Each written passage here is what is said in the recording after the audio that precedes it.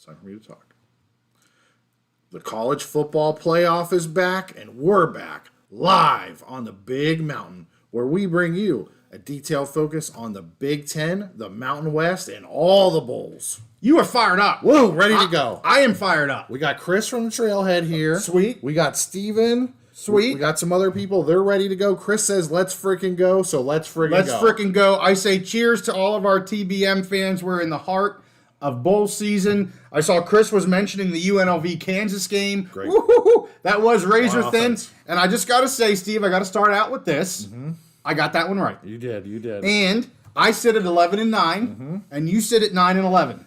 So I'm 2 up on you. Yeah. And there's probably only so many games you have that you can catch back up with me, because the last go around we picked a lot of teams together, and so far we've been doing pretty good. We got our first two wins. We were other than that one, I was 3-0 yesterday. You were 2-1. We hit our first one here with Virginia Tech, smoking the green wave, just like I said they were going to do. Right. And now the one that's on now, I think the scores at the bottom of the screen, UNC and West Virginia, and we disagree on that one. So we had to put the score down there to see who's going to win this sucker. Yeah, so let us know if you see the score bug on there. Tell us if you like that. Hopefully you're seeing it. We want to keep you updated on the game that's going right now, so hopefully you see it. Let us know if you see it, if it's something you like. There's a special chat for you, Steve. Oh, yeah, okay. What do we got here? Oh, hi, Dad. All right. I say hi, Lauren. She's my IUP student. Hi, Lauren. So, all right, are we ready to get going? I'm ready. Let's freaking go. We're going to go like we did the last time. We'll go down through all the bowls for Friday, Saturday, and Monday. If you guys have some questions and thoughts, please put them in there. We'll stop every so often and gallivant through some of the chats that we got. I see we got about 14 people watching right now. I think they want to hear about these bowls. Yeah. We're going to go chronologically, so we're going to start the noon game Friday, December 29th, the Tax Slayer Gator Bowl. We've got the Clemson Tigers, 8-4 of the SEC, going against the Kentucky Wildcats, 7-5 of the ACC. You get to start, Steve. What do you got here? Yeah, so let's roll right into it. Clemson, disappointing season for them, definitely. They have one of the more talented rosters in the country, but, Dabo has kind of refused to get into that portal area in the NIL as much as some other teams have. So just a disappointing this year. They lost to, I think they had 3 losses, Florida State, Clemson, one other loss, can't remember. But for the most part, they kept their roster intact. I looked at the opt-outs. Not a huge number of opt-outs that I think will affect them too much. Kentucky finished the season strong. Kentucky was just so-so throughout the season. Okay. They did finish with a win over Louisville to end the season, which is their huge rival, so awesome for them. Mm-hmm. I think it looks like they're mostly keeping their roster intact as well. So with this, I'm going to go with Clemson. I think Clemson is just the better team. They're a 4.5-point favorite, so I'm going to take Clemson to cover that 4.5. Yeah, I agree with you. I think Clemson, again, just has more talent. They have more overall talent. Klubnik, the quarterback for Clemson, he looked really good down the stretch. He gets good protection. I like that. And I think Clemson in this game is just going to score more points. I think they're going to score more points than the Kentucky Wildcats. And so I'm with you, Steve. We're going to agree on the very first one. The Tigers at -4.5. I think you get a lot of value there with that pick. And I'm going to pick this not only for myself, but I'm going to do our first shout out that we've ever done. Okay. I'm also going to pick the Clemson Tigers for a certain someone that watches our channel. His name is Kirk. Okay. So I am taking the Clemson Tigers. He has asked, why in the world don't you pick the Tigers more often? And I said, because we're not on SEC channels, Kirk. That's why. But we're able to pick them now. And so I'm going to shout out to Kirk. The Tigers, let's do this, Kirk. 4.5. I think Kirk's going to be happy on Friday. All right. Okay. So let's go to the next one. Tony the Tiger Sun Bowl. I'll tell you, before we get into the daggone game, I just got to say Frosted Flakes are still some of my favorites. They're great. They're fantastic. Well, sorry. They're great. But I think they're fantastic. Yeah. So we've got, and this was a bowl, when this first came out, when I saw this bowl, I went, super excited. This is going to be amazing. I'm so excited for this bowl. Oregon State Beavers, 8-4 in the pack. Fantastic season. Notre Dame Fighting Irish, 9-3 as independents. So all my excitement is now just about gone because these two teams are going to be shells of themselves from the season. This is not the team that's put on the field for the Beavs is not the 8-4 team. The team that's getting put on for the Fighting Irish is not the 9-3 team. I know we talk about people being out or players being out of games, but man, both sides getting hit bad. Obviously, everybody knows what's going on with the Beavers losing their coach and then losing their top two quarterbacks. That just hurts. But as I said, it's not much better on the Irish side. I mean, they're losing a ton of talent, a lot of people sitting out, a lot of linemen sitting out. And here's where I'm at with this, Steve. My money's going on the Beaver defense. Okay. They are basically staying intact for the most part. They've had a great defense all year. I think they will keep this low scoring enough that I think they'll cover this and possibly win the game. But I would say don't sleep on the Beavs quarterback, Gilbranson, either. Everybody talked about the two guys that left, and I get it. But he played last year. He looked very serviceable, and he's had several weeks here to get game ready. So, again, I'm taking the Beavers here, plus 6.5. I like the value getting that many points in this game. I think it's a low-scoring, close game. So I'm taking the Beavers. This is one of those, and I agree with you what you said. I wish we could see this game as it was the teams and the rosters that were playing back in October and into November, playing great football. I wish we could see that game. And that's one thing, we've done episodes about the transfer portal and all of that, and players opting out. I wish that college football could shift their schedule in some way where we could either do the bowl games quicker after the season or at least do the portal afterwards, right? So that we could see the complete teams, because these games still matter.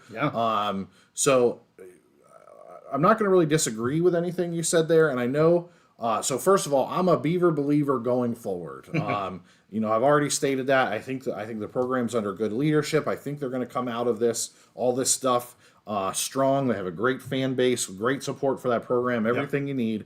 But in this game, I'm going to have to go with Notre Dame. Okay. I understand what you're saying. I think Oregon State is going to have a lot of trouble on offense, a lot of trouble scoring.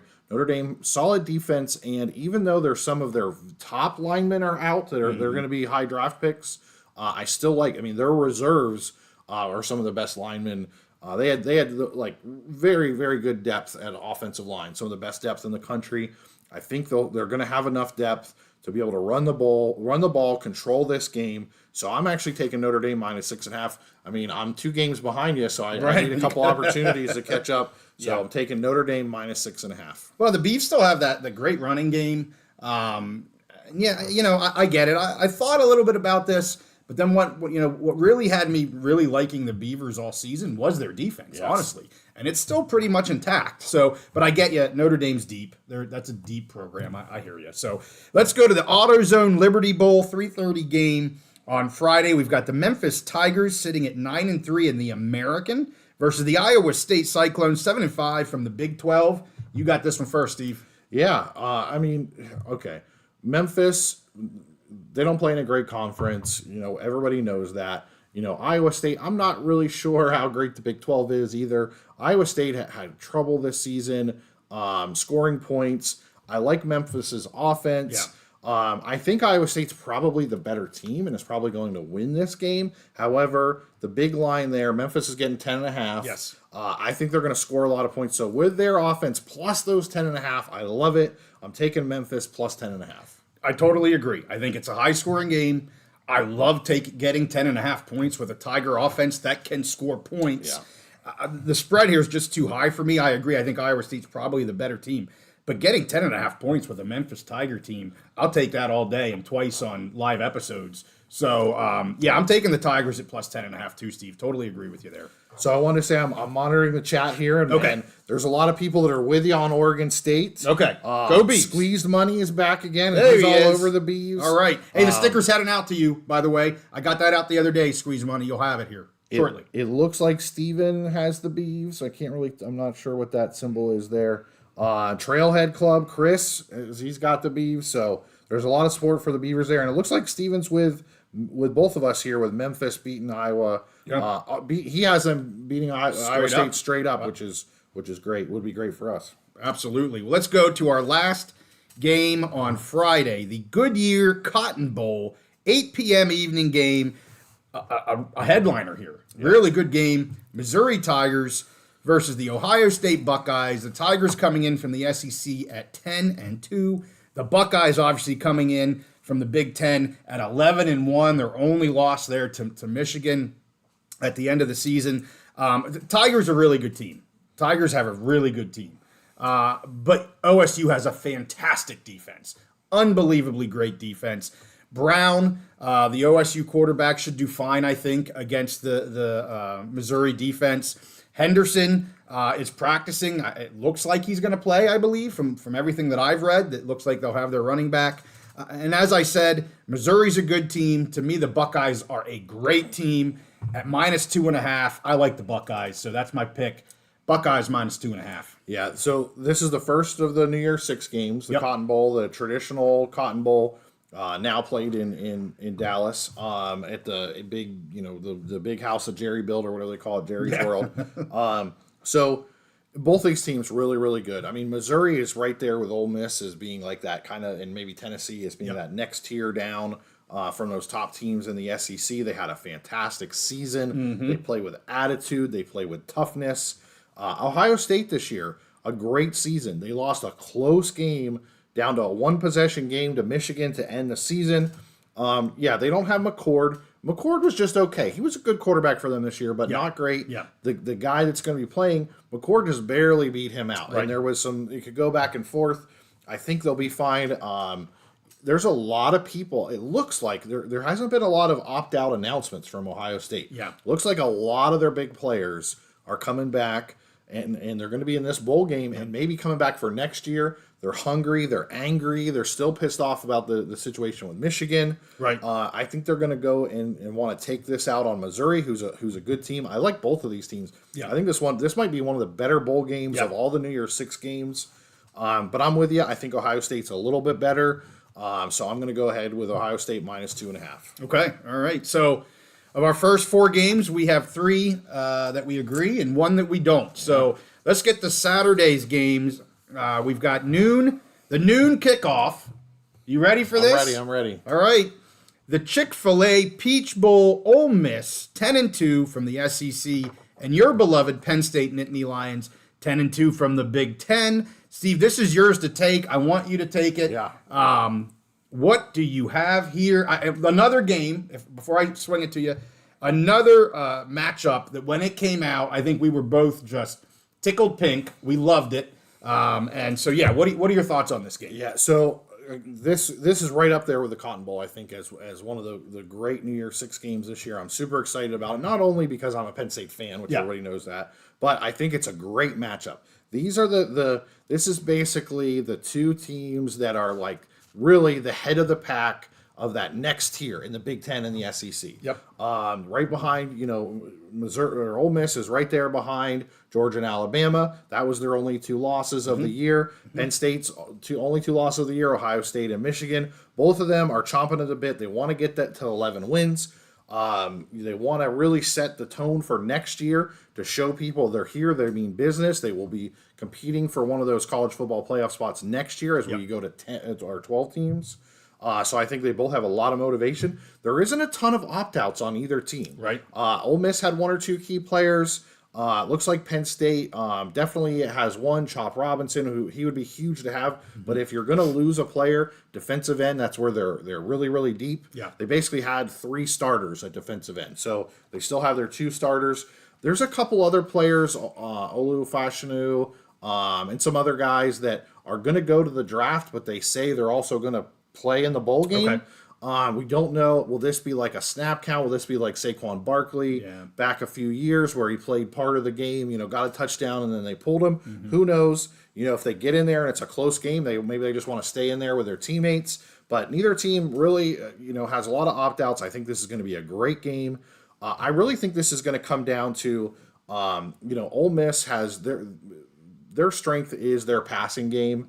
And Penn State this year and their defense, they were good against the run, but also really, really good in the secondary. Yep. They held up really well all season, except for maybe Marvin Harrison Jr. was the only guy they couldn't contain this year.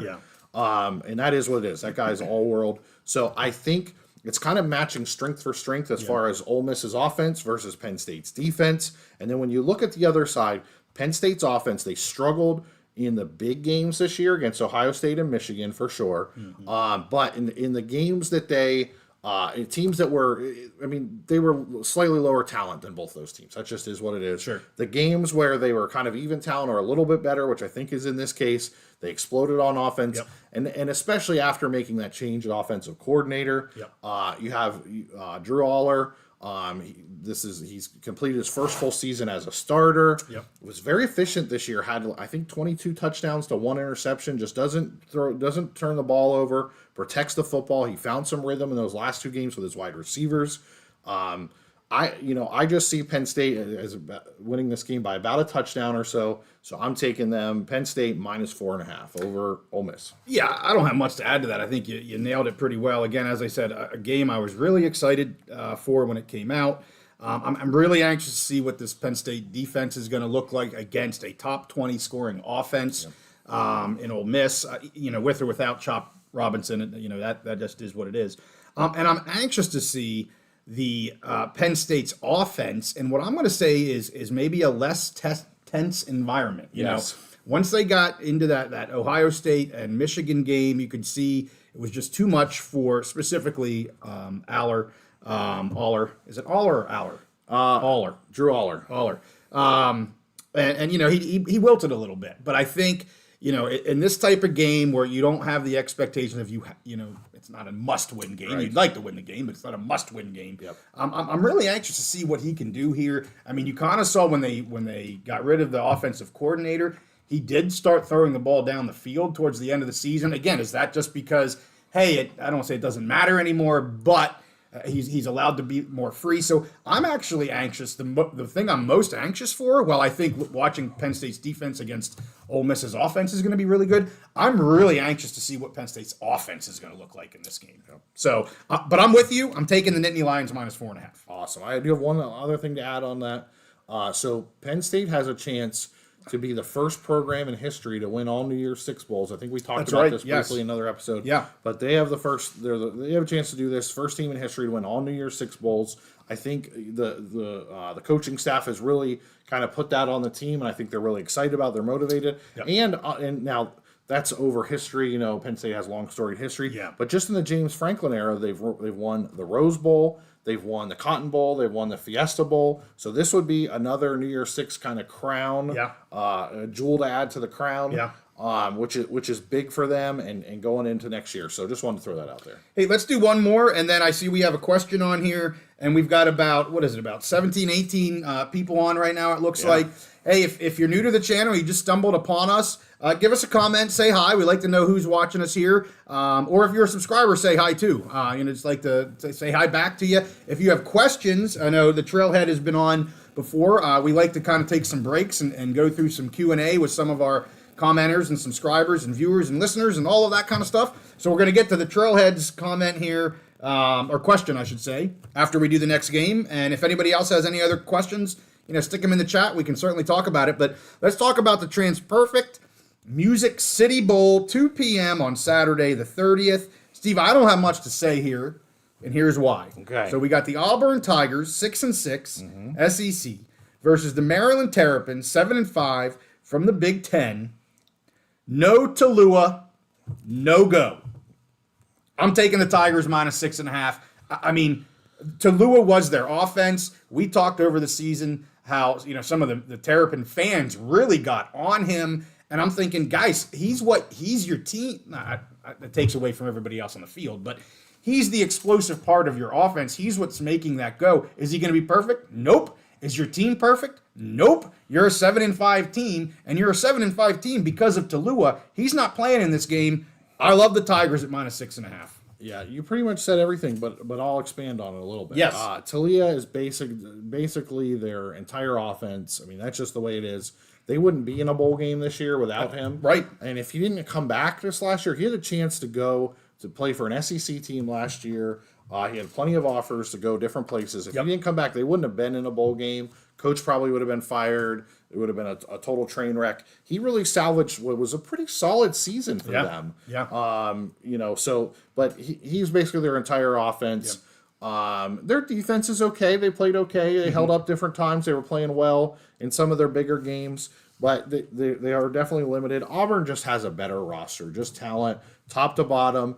And with Talia being out and being all of their offense, I'm honestly surprised the line is only 6.5. Yeah. I see this double-digit win by Auburn, unless some kind of miracle happens. Auburn better be hoping for a New Year's Eve, or Maryland better be hoping for a New Year's Eve miracle. Yeah. But I'm with you. Auburn to cover the 6.5. Yeah. So, hey, let's get back to a question. So I saw Chris Trailhead asks, what Big Ten schools came out best worst in the portal, or is it too early to tell? And you're the Big Ten guy, so do you have any information on portal for your Big Ten teams? So, I think it's definitely too early to tell. There hasn't been a ton of movement. Nebraska has made some noise. Yes.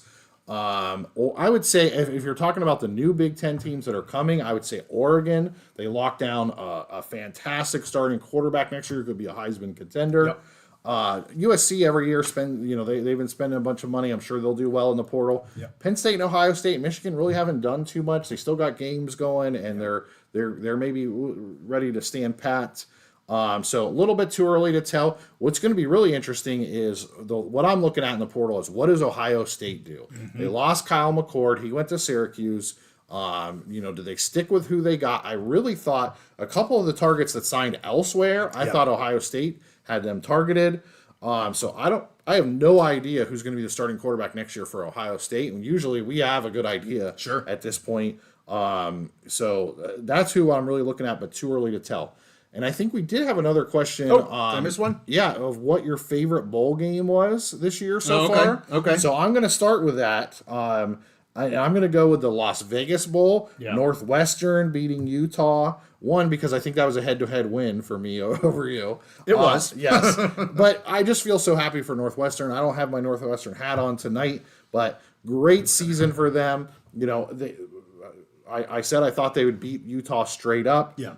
Just because they're balanced, their offense and their defense. Whereas this year, I think Utah was all defense, not too much offense, and that's what they did. It was a low-scoring game, 14-7. Right. I really like both of these teams. I love their coaches, both really good coaches, good rosters, just good teams. It was a great game. Loved seeing Northwestern win. And then I'll say. And I can't even remember the teams that were playing in it, but the LA Bowl with Gronk there, that was just a good time. Boise and UCLA. That's right, Boise and UCLA. The game was fun. Yeah. Gronk being there on the sidelines, it was a lot of fun. I love bowl season. Yes. Hopefully I didn't take yours. You did. Okay, but sorry. I'm gonna be a real homer first. Okay, all right. And say my favorite bowl hasn't happened yet. Okay. That's the Arizona Bowl, which we'll get to. But that's a cop-out. I was actually going to say the LA Bowl, just because of how well Boise played in the first half, really stuck around. But then, and I'm the Mountain West guy, but to watch what UCLA, when their starting quarterback went out, and I'm drawing a blank on the name of the backup. Right, who was ahead of him earlier in the year but got hurt. I can't remember his name. Throwing dimes. Really good. Unbelievable. I mean, and they said after the game there, they asked the coach about his availability, and the quarterback said to him, "No, I'm not healthy enough to go." Yeah. Well, I don't know what the heck he did after the first half and halftime. He came in and was throwing dimes in the third quarter. Was upset to see Boise State lose that game because they had a great first half. But man, I'll tell you what, that passing game for UCLA in the third quarter was phenomenal to see. And I would just say the UCLA-Kansas game, if you like seeing quarterbacks throwing dimes, there were some incredible throws in that game last night, too. Yes. The Jayhawks, is it Barnes, Brown, Bean, I think it is. Just some, and the catches that were being made were NFL-style catches. Just phenomenal passing game. Totally agree. That was a fun game. Let's actually do one more question for because I think this is good timing on All this. right, good. So Chris from the Trailhead Club he asked, it's Ashton Genty? Ashton. Ashton Jenny from Boise State have a legitimate chance at the Heisman next season after choosing to stay in the Mountain West? Unfortunately, I would say no, because he's playing in the Mountain West. Is he good enough? Yeah, I think he's pretty damn good. I love watching him. I don't think being a Boise State, unless they run the table, make it into the college football playoff, maybe upset a team in the college football playoff. No. Okay. Although the playoff will be after that. But they've got to run the table. Yeah. I mean, as we've said, he's got a national name now, yes. But is he always going to be looked at second? Not always, but at least for next year, be looked at second tier because he's on a group of 5 team. 100% he will. It's just against him. And I don't think he'll beat any of the Power 2, Power 5, 4, whatever we're calling it. I just don't think he'll do it. So I'm gonna be devil's advocate and argue the other side, because the question is, does he have a legitimate chance? And I'll say I think he has a chance, but here's what has to happen.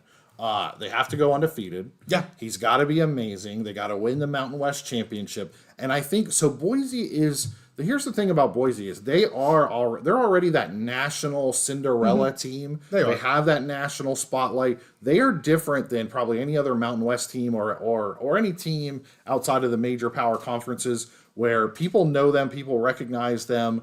They are kind of a darling. And if they run the table and he's the guy, he's going to be on TV. They're on national TV. They're on spotlight games. They get attention from Sports Center and all that. And if he can do enough and they could get, and I think the 12-team playoff really, really helps, because I don't think we even have to see the playoff game. If he can do enough where they earn a spot, that's going to be the story. That's going to be the talk. So I agree with you. If there's some quarterback from the SEC or the Big Ten and their team is undefeated, whatever, they're probably going to win it. Yeah. But I think he's going to be a legitimate contender, especially if they do those, and maybe get a spot on that stage in New York City. I think, I focus directly on the Mountain West. Yeah. I think the other thing that he has dramatically going against him is he's a running back. Yeah.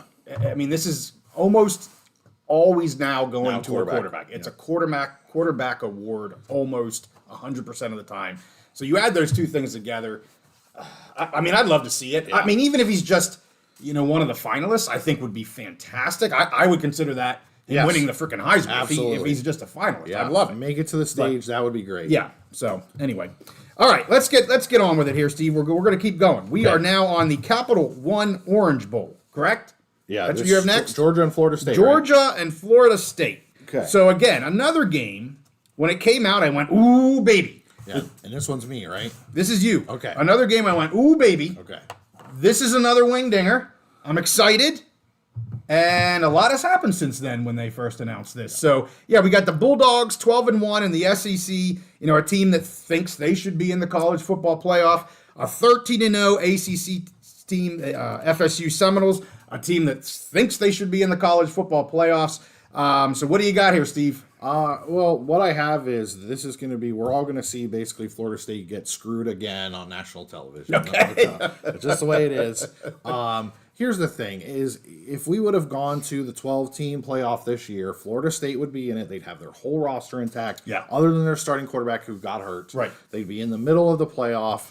But the university presidents, the conferences had the opportunity to, they could have started the playoff this year. Mm-hmm. And the reason they cited was the logistics of having enough hotel rooms.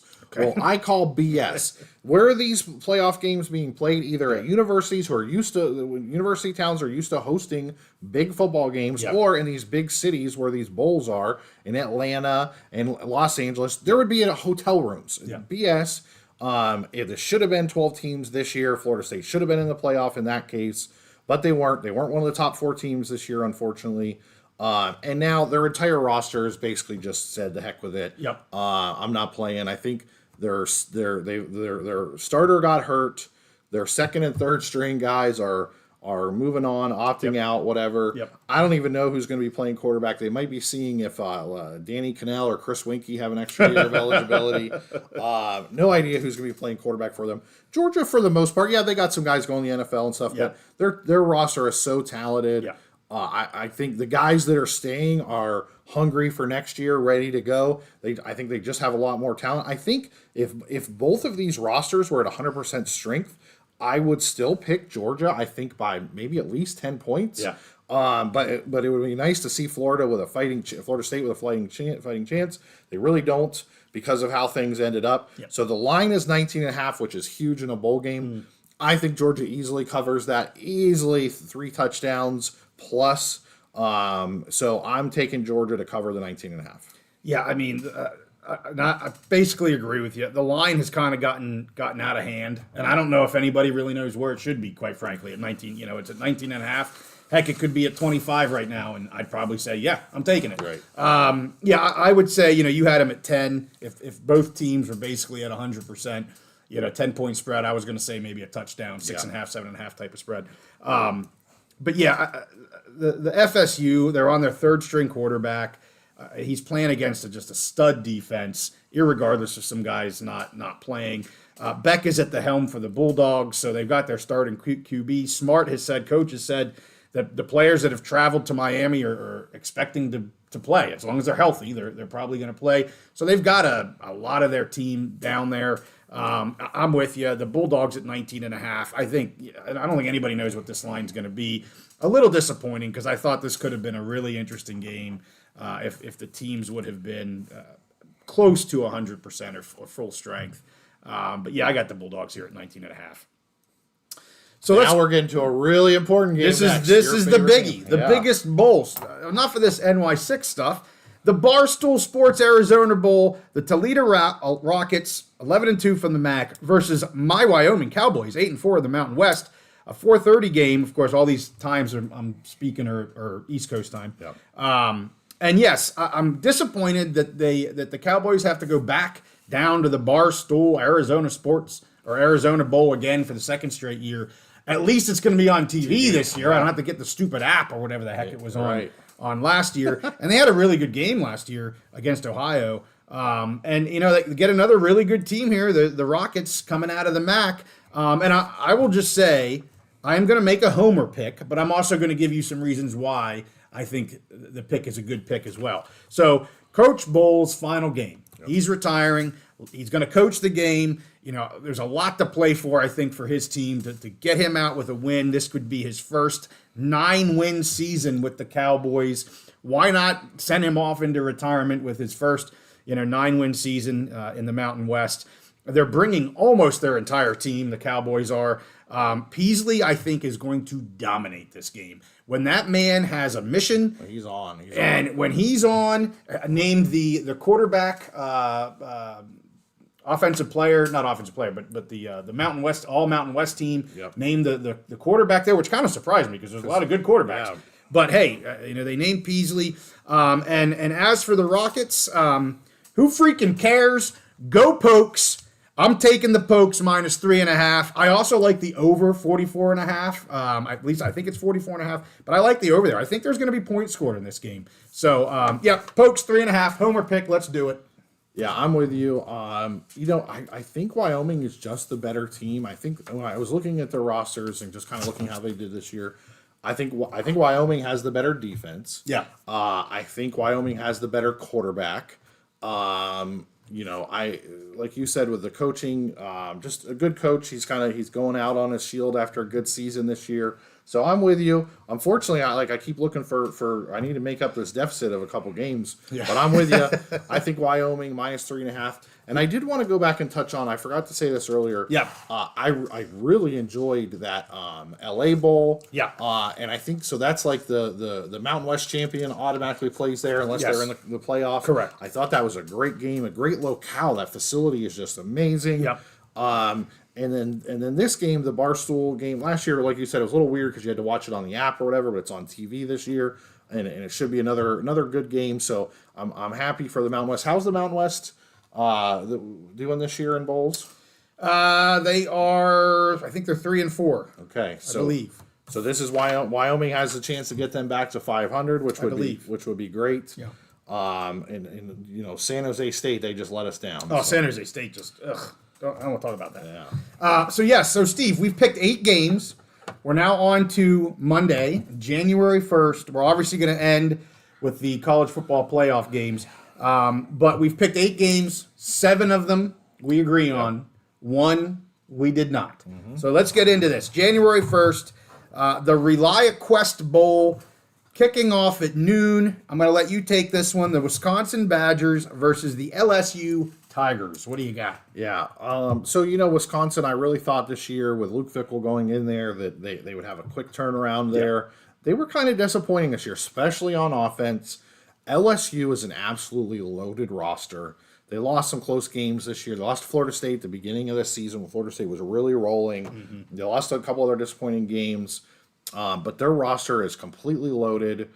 They are, as far as I know, the only significant player they're missing is their quarterback, the Heisman Trophy winner. Yep. But it looks like everybody else is playing.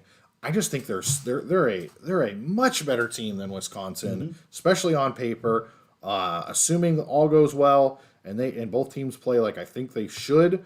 I like LSU to just absolutely roll, probably by a couple touchdowns. So I'm going with LSU to cover -9.5. I agree with everything that you said, and we'll just say that Wisconsin can't score. Yeah. They can't score. Right. I mean, their offense was just atrocious this season.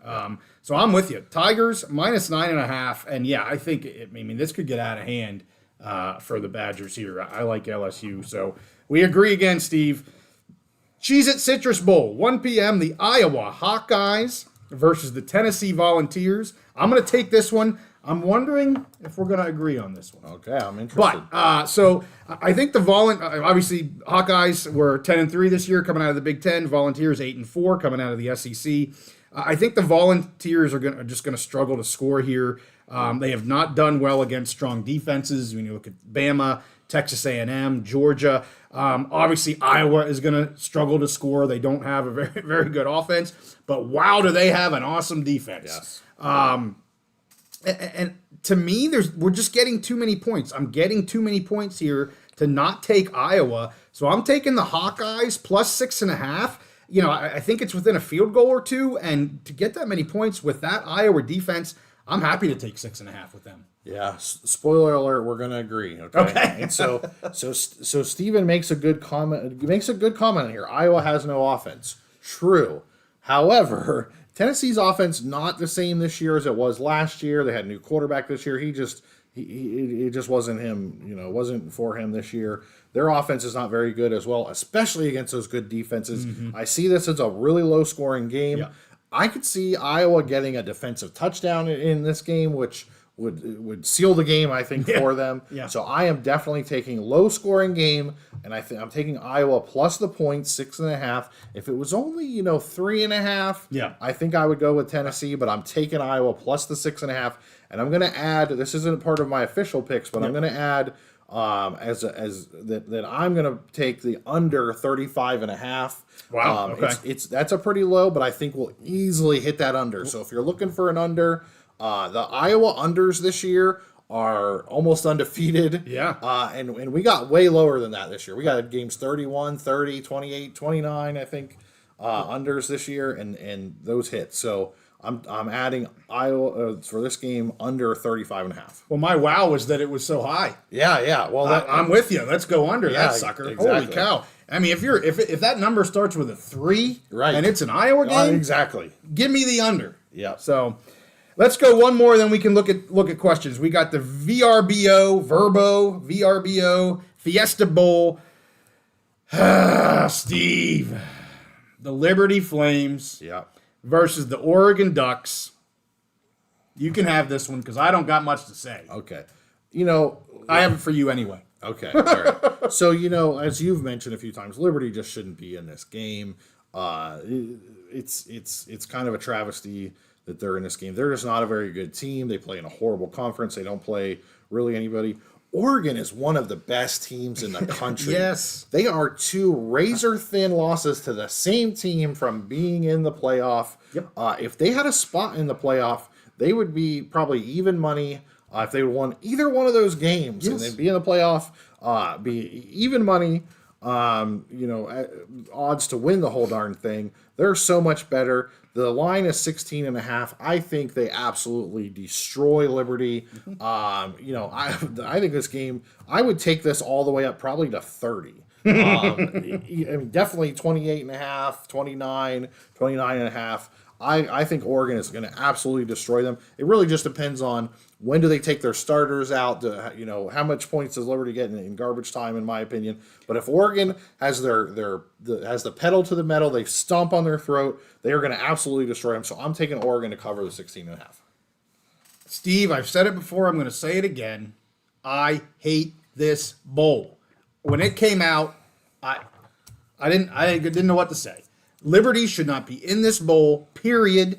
I hate the poor Oregon Ducks, to your point, one of the top 6 teams, in my opinion, in the country, has to play this freaking bowl. Drives me nuts. And I'm with you. Ducks minus 16.5. Easy money. One of the questions was, any ice cold locks? Yeah, that's an ice cold lock, because I freaking hate this bowl. And the Ducks are bringing pretty much everybody. And, Bo Nix is going to be like, beep, beep, beep, beep, beep, beep, beep. He's just going to be slinging it all over the place.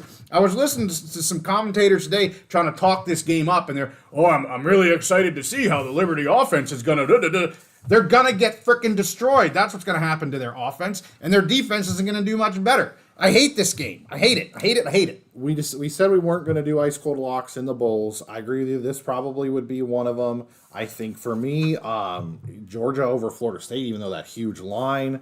LSU over Wisconsin would be another one I would have looked at as an ice cold lock. And honestly, I may have done an ice cold lock on that under 35.5 with Iowa and Tennessee. But we're not doing ice cold locks for the bowls. Well, here's what I think we should do. When we're done with all of these, let's look back over them. Okay. And if there's any, we'll make it fun. Because why not? Sure. I mean, this is all fun anyway.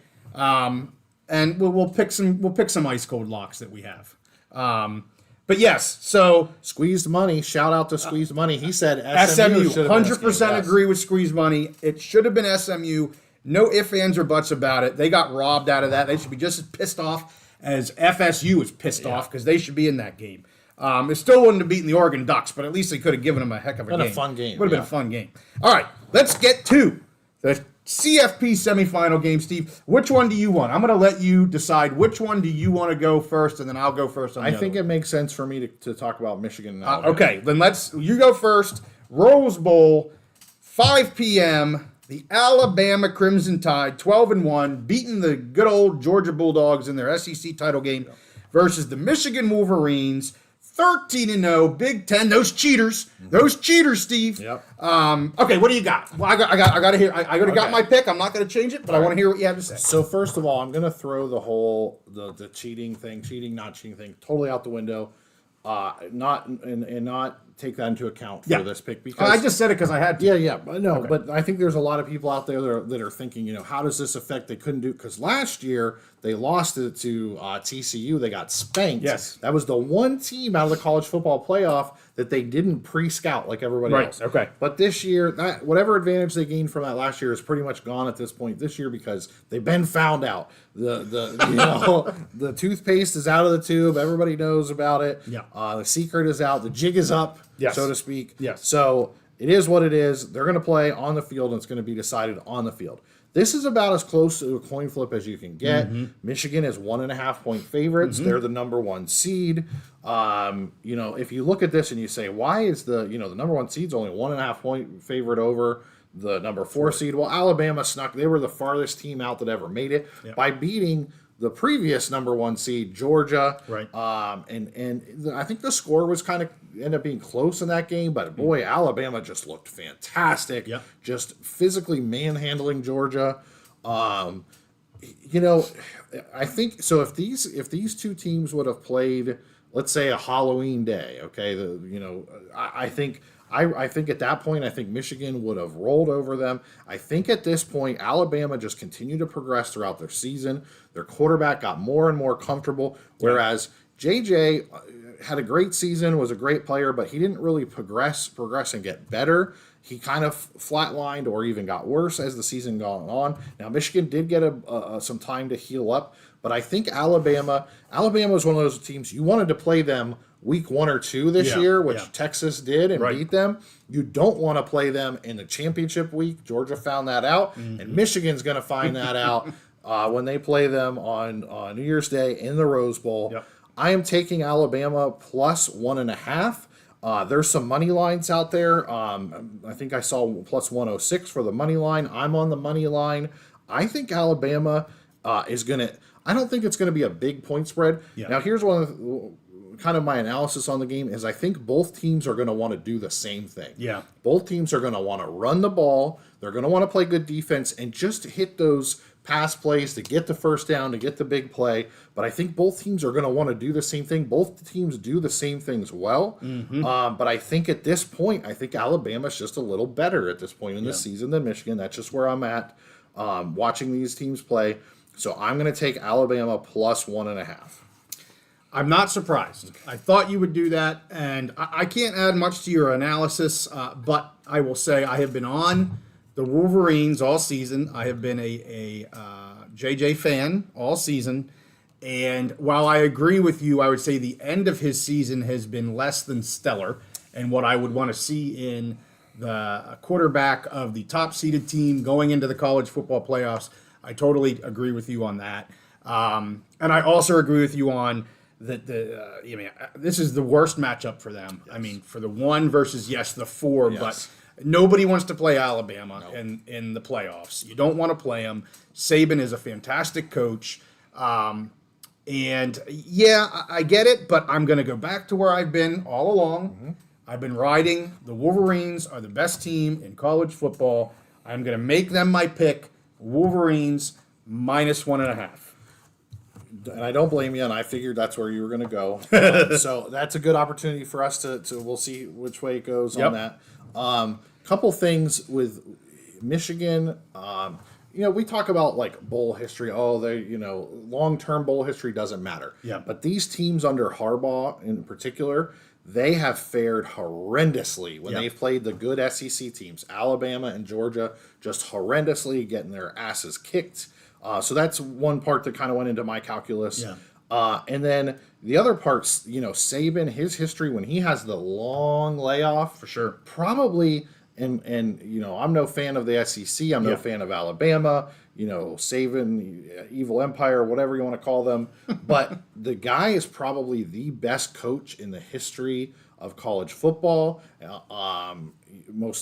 definitely on the Mount Rushmore up there. Yeah, right. And Harbaugh is a very good coach too, especially on the offensive side of the ball. Yep. But when Saban has this long to prepare, his record is amazing. So those were a couple of things that went into my calculation. Yeah, I think Squeeze Money actually said that. Never want to play Alabama with Saban having a month to plan, which is going to be really tough. Totally agree, but I'm going to keep riding the Wolverines to either a national championship. Not that I want them to win the national championship, other than because I'm picking them. Right. Because I don't really like Harbaugh or the Wolverines, but this is me picking winners, and I think I want them to win. So you're going to break down the Sugar Bowl Let's for us? break it down. I don't have much to say because the Sugar Bowl, Texas Longhorns 12-1 from the Big 12. Washington Huskies 13-0 from the Pac-12. The Huskies, a team we've kind of followed throughout the whole year, kind of off and on a little bit, but has the offense that when they need to turn it on, they can do it. Has a quarterback that he can rise above. I mean, when you look at those 2 games against Oregon, who we both would agree is one of the top teams in the nation, they just came out on top both times. Penix just was able to rise above. And let me just say, the second game, I said it, after the game, how impressed I was with the running game. And Penix gets a lot of the attention, but let me tell you, they can run the ball just as well. I'm not a Big 12 guy. Texas they don't do much for me. Yes, I know they have a good quarterback, and yes, this and that. But man, I'm getting 4.5 points with the Huskies here. Maybe it's a little bit of a homer pick again because we've really followed the Huskies a lot more than the Big 12. I'm not a Texas guy. I don't like the Big 12. So I'm going Huskies 4.5 just because there's been nothing to show me that Penix can't win. Penix and his team. Yeah. And it's not just one guy. Penix and that team and those coaches and the way they can adjust. There's nothing that has shown me they can't rise above any game that they're given and win the game. I hope they win this game, but at the very least, give me the 4.5 points. So that's where I'm at. So, first of all, I agree with you. Everything you said about Penix. In my opinion, he should have been the Heisman Trophy winner.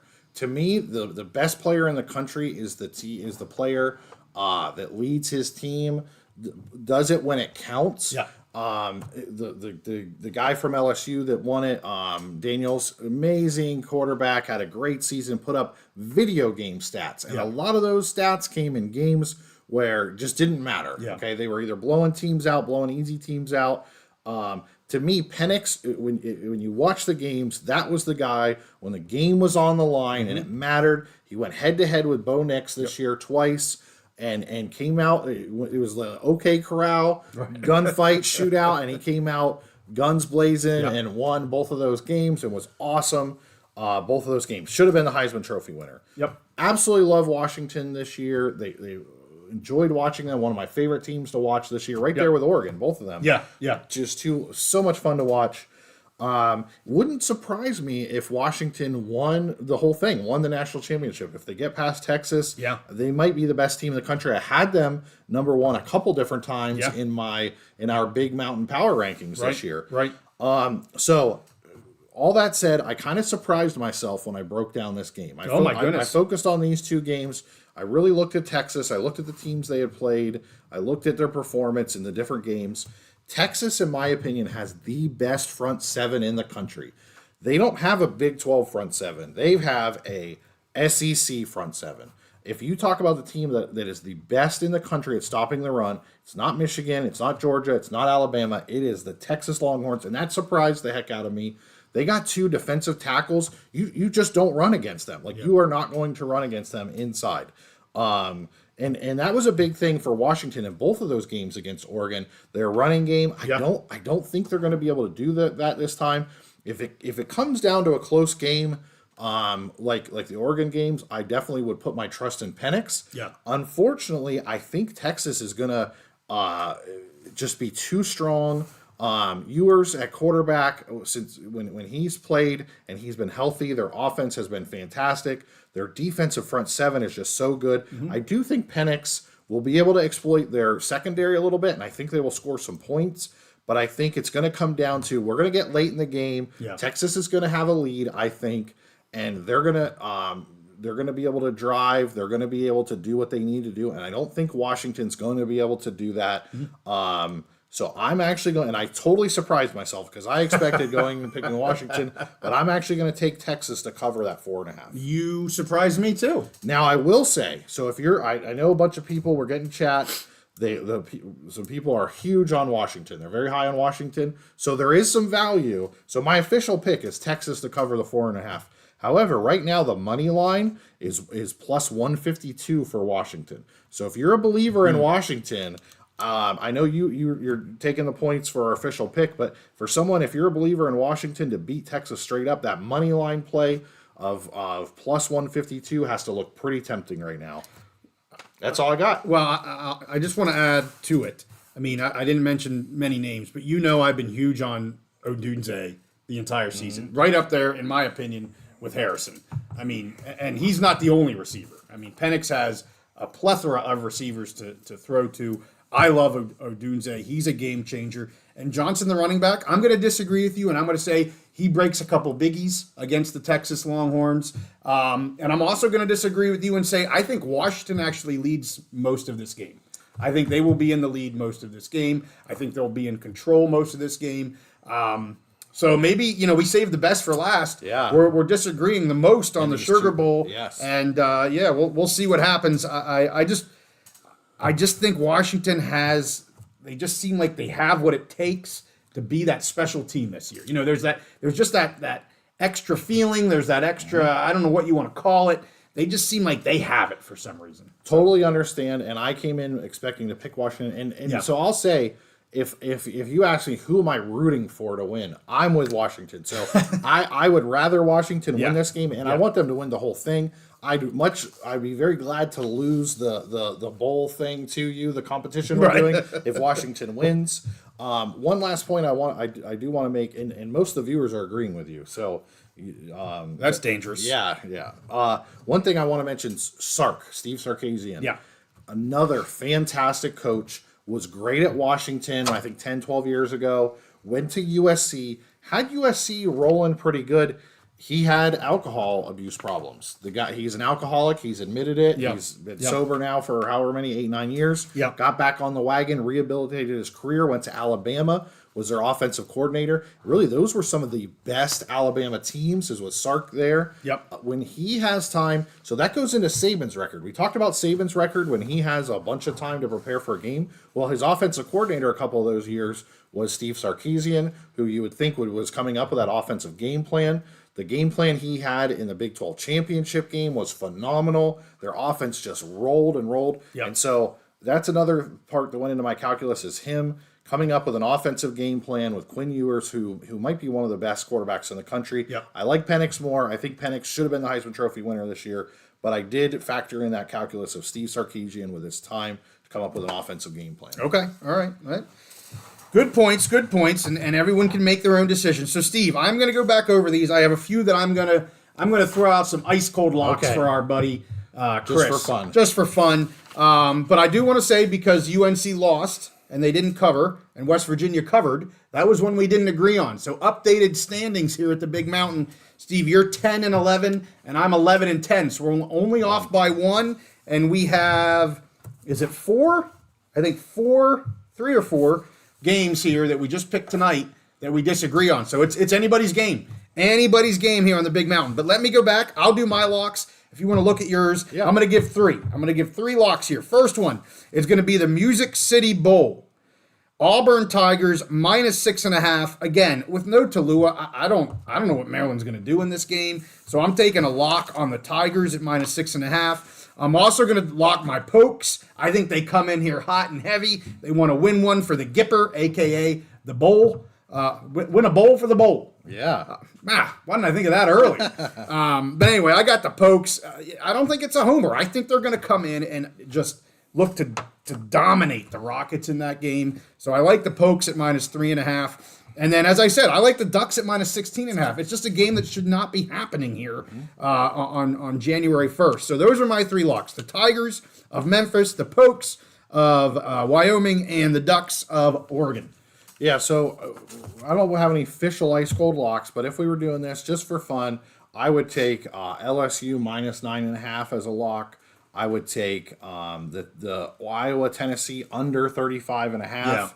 Yeah. And I think this is a double up of Oregon -16.5 over Liberty. Yeah, those would be my locks. Thought about the Bulldogs too. Yeah, Georgia, it's just so many points. It's a lot of points. That's why I'm a little hesitant on that one. But anyway, with that, Steve, I think we made it. We made it to the end. About a 1 hour live broadcast. Second one we've done. Kind of the last picks we'll do. We'll do one more pick for the championship game, and then we'll put a fork in this. But we're going to continue on all things FSU and Pac-12 and transfer portal, and I know we want to do reviews of all the Big Ten and all the Mountain West teams. Yep. And before you know it, we're going to be starting to do previews of all the Big Ten and Mountain West teams. So, hey, we're not going to go to sleep on the Big Mountain. We're going to keep things going throughout the entire year. It might slow down a little bit in terms of number of videos because we've really been shoving them out here the last couple of weeks. I think we're getting 4 or 5 out a week, for Pete's sake. So anyway, what's up? I'm really looking forward to off season. We're going to talk more transfer portal. We're going to talk more NIL. We're going to break down. We had a question about who's benefited from the